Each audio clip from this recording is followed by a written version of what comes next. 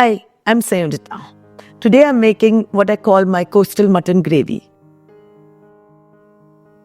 which is inspired by the coconut milk-based gravies from the west coast of India. There are more similarities than differences between these. They usually differ by an exotic ingredient. In this recipe, I have captured the essence of all these using ingredients that are found in a standard Indian pantry or those that are readily available. It is a very simple one-pot, or in this case, a pressure cooker recipe that you can serve with rice or roti and a simple salad for an everyday meal. But can also dress it up for a special occasion.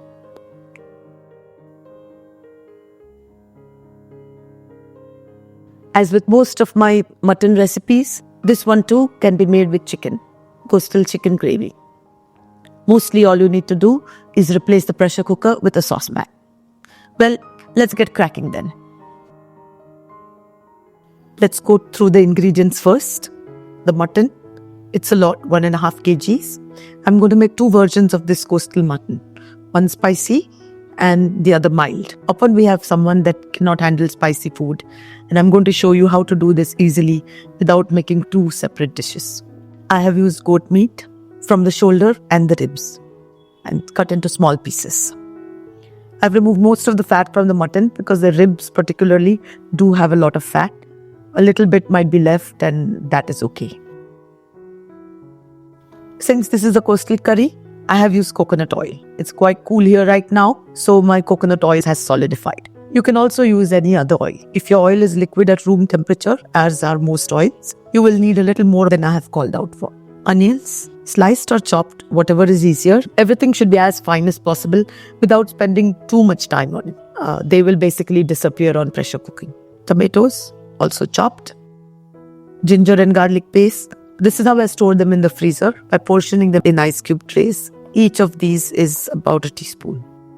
Green chilies chopped. I've kept 2 more for later use. Fresh coriander and curry leaves. That's it for the fresh seasonings. Then the usual spices, turmeric, Kashmiri chili powder, a relatively large quantity of it because we want the gravy to be spicy and also have that beautiful red color. And then the spice powder. What distinguishes this gravy is the spice powder, what I call my Kerala garam masala. It has most of the ingredients of the typical garam masala.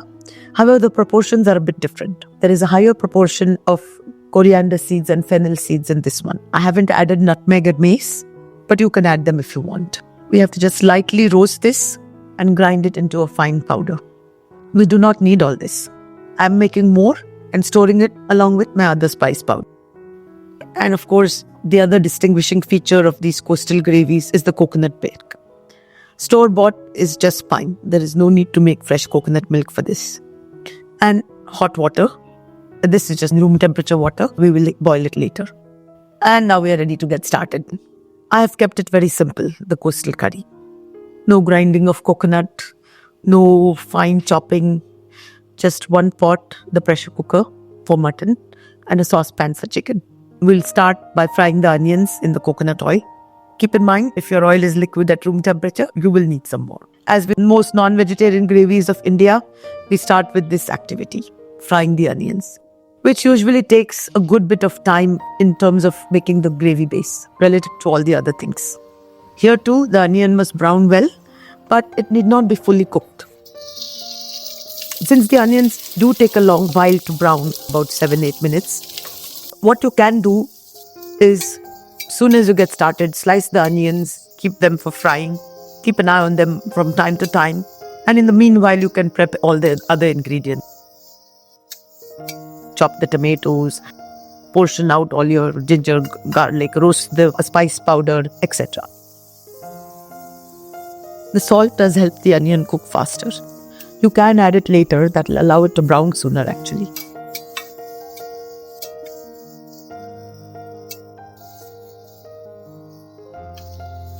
So just cover it from time to time, keeping it on high heat all along. That will allow it to brown.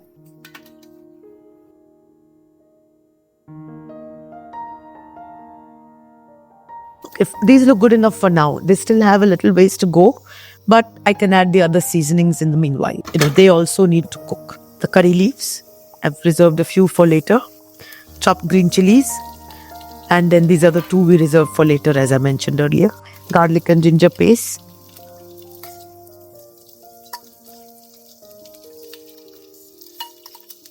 Toss everything together for a few minutes. The flame is still fairly high. I know slowly things will start catching, and you can reduce it if you want.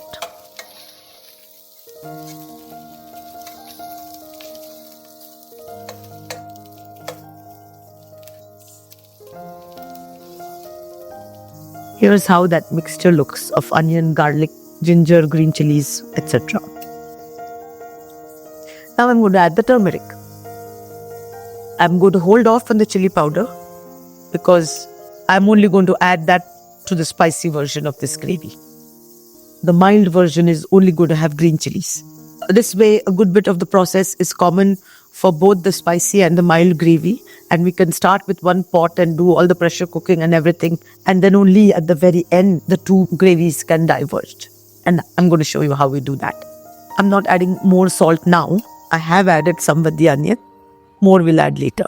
It has started catching at the bottom, so I'm going to add in the tomatoes. The moisture from the tomatoes will prevent the gravy from burning. And then we just toss until the tomatoes lose most of the moisture and soften. As with the onions, you can cover this on and off.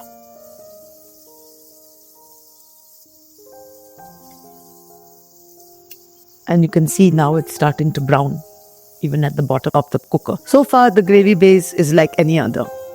But for the curry leaves, which are a feature of South Indian gravies. I think we're ready to add the mutton now. I've kept the water to boil on the back burner over there. And I've added all the mutton. It's a lot, 1.5 kgs. And we have to toss it and brown it. Now, with 1.5 kg mutton, this is going to take a while, at least 10, maybe 15 minutes. If you have only half kg of mutton, this will take 5 to 7 minutes. The mutton must be tossed until all the pieces change color. I mean, they're pinkish right now and they should sort of become what I call opaque. And also start releasing their juices.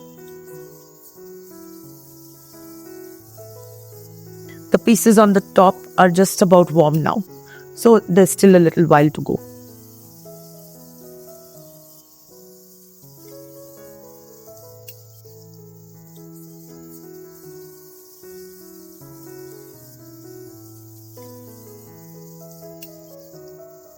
While we are browning the meat, I'm going to add the spice powder. About a couple of tablespoons. And I may add some more later. For now, this is good. And as soon as the powder has gone in, you will be getting the wonderful smell of those spices. The mutton has started releasing its juices, as you can see. So it's just about a couple of minutes before we add the water and set it to pressure cook. By the way, I do think this gravy will taste pretty good even without the coconut. So if you don't have coconut milk at home or you just want a lighter gravy, because coconut milk does make it a little heavier, just add water, pressure cook and serve. However, the coconut does make it much more special and also more coastal in nature. And let's add the hot water now. Not too much, around 3/4 cup or 1 cup is sufficient. Remember, the mutton will also release its juices. And they are a lot because this is again 1.5 kgs. Homemade coconut milk is usually thinner than store-bought. So if you're using homemade, you should add a little less water than I am. Otherwise, your gravy could get watery. You can always add more water and thin down the gravy later on. And the last thing I'm going to add before we go to pressure cooking is the rest of the salt, about a teaspoon or so. Remember, for now, no red chili powder in here. It's come to a good boil. Let us close up the cooker and allow the mutton to cook. If you're making coastal chicken gravy, you will just cover the saucepan and simmer for about 20 minutes. The chicken should be nice and soft at the end of that period. As for the mutton, when the pressure builds up, and this could take about 10 minutes or so. Bring the heat down to low and let it cook for about 20 minutes. Then turn it off and allow the pressure to release naturally, which will take another 15 minutes or so. You have about 45 minutes before you can open the pressure cooker again. You can get the rest of your meal ready or clean up the kitchen or whatever else you want to do. Me, I'm looking forward to a cup of coffee.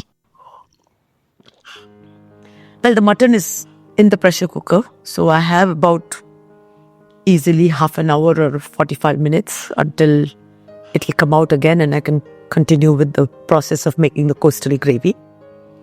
And since I'm making a simple everyday meal today of jowar dosa and some greens and cucumber salad along with my coastal gravy, I don't have much to do, so I'm just enjoying my cup of coffee. I hope you're enjoying this video and finding it useful. If so, do hit the like button and share it with your friends. I would welcome any feedback from you in the comment section below. I'll see you in a little while when the mutton is ready to come out of the pressure cooker. Okay, I'm back. It's time to open the cooker. By this time, the mutton should be about 90% done. The last bit of cooking will be done when we add the coconut milk and then cook everything together. It should be soft and almost falling off the bone. But we never want it to fall off the bone. 2 more ingredients to add: coconut milk and red chili powder, only in the spicy version. First, let's check the doneness of the meat. It is very soft. At this stage, you should be careful when stirring the pot because the mutton might disintegrate and we really do not want that. Finally, we have reached the stage where the mild and spicy versions part ways. I'm going to take out about 1/3, which is about 500 grams of mutton, into a saucepan to make the mild curry, and the remaining 2/3, which will be the spicy one, will be in the pressure cooker. You still have to add the coconut milk. Upon closer inspection of the gravy, you cannot see the onions and tomatoes at all, nor the green chilies. That's how it should be. Let's finish off with the mild curry first. I'm going to throw in a couple of curry leaves and add the coconut milk. Since this is the mild version, I'm going to add proportionately more than I would for the spicy version. For instance, if I was to add 1 cup of coconut milk in the spicy version, which is twice that of the mild version, then proportionately I would add half a cup of coconut milk in the mild version. However, I'm going to add more than half a cup. That is what I mean by proportionately more than the spicy version. And I'm not adding red chili powder in this gravy. So it is yellowish in color. Allow it to simmer on the back burner for a couple of minutes before it's done. Over to the pressure cooker for the spicy coastal gravy. Add the reserved curry leaves and the whole green chilies. Generous amount of the Kashmiri chili powder. You can also use paprika and hot chili powder in lieu of the Kashmiri chili. This is just a standard substitution that you can do whenever I say Kashmiri chili powder. Tadki chili powder is also the same. Okay, I'm also going to add a little bit of the spice powder.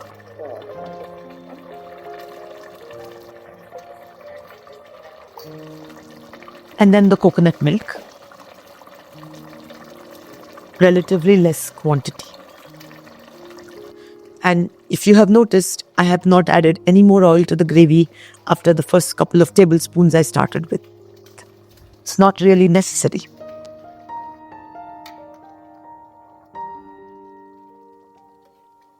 I'm going to cover the pot and simmer the gravy for a couple of minutes while I chop the coriander.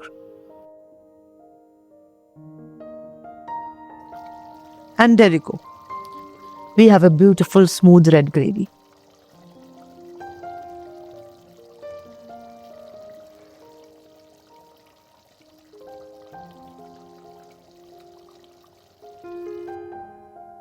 Here's the mild one.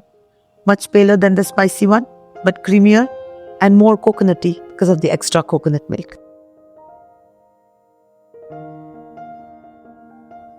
For my special meal, I serve my coastal mutton gravy with some vegetable curry, like the green bean curry here, some raita, in this case the pumpkin raita, a beetroot chutney, and some rice and coconut pancakes to soak in that delicious gravy. However, today's meal is rather simple. Well, I'm just about ready to go and have my meal of coastal gravy with the jowar dosa and the greens and my cucumber salad. I think you would have found this recipe relatively simple for mutton and non-vegetarian gravies in general, and you should be able to make that at home quite easily. And of course, I know you'll like the taste. I'm going to leave you with a playlist on my non-vegetarian gravies. I have quite a few, both chicken and mutton, so do try them out. And I'll see you soon. Until then, happy cooking and thank you for watching.